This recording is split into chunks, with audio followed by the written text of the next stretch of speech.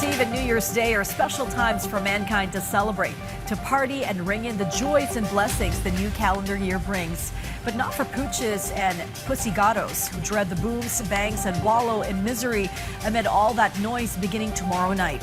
Their far greater keen auditory sense is the principal reason for their sensitivity to sound, says a dog and cat expert who suggests tips to comfort them tomorrow, which our Rod Lagusan sums up in this report. In welcoming the new year, the noise that comes with it is unavoidable, especially since it has become part of the Filipino tradition every year. But did you know that loud noise greatly affects our pets, such as dogs and cats, which have very sensitive hearing? Dr. Dayan Camille Javier, a veterinarian, explained that this is possible due to the longer ear canal that these animals have, which are used to hunting, making their hearing more sensitive. Among the behaviors that can be observed in dogs and cats when there are loud noises such as firecrackers, magkaiba po kasi ang behavior ng aso at pusa. Sa aso po, ang makikita ho natin, hindi po mapakali, nanginginig po, nagtatago ho kung saan-saan. Kumbaga, ang aso po kasi hindi po usual na nagtatago kung saan-saan. Ang cat naman ho, talagang usually nagtatago sila. Pero paano nyo malalaman kung stress out yung pusa? Malalaman nyo pong stress out yung pusa pag nagtago sila at nanginginig po sila at hindi din po makakain.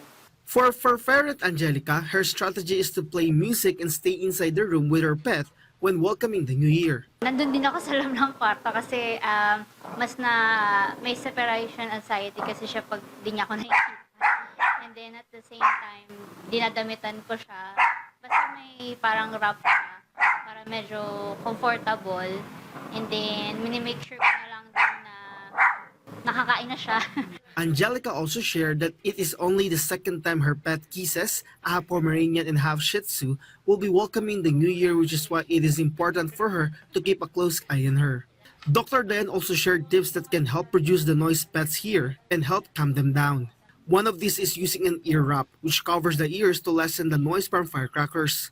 Providing comfort, such as carrying or holding pets, is also effective.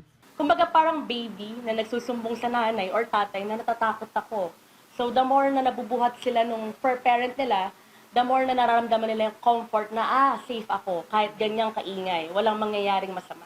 Also, going to rooms or areas in the house that are less noisy is also recommended. Playing music can also help, especially for pets that enjoy it. For dogs, giving calming treats or calming powder is also an option. Depende po yon sa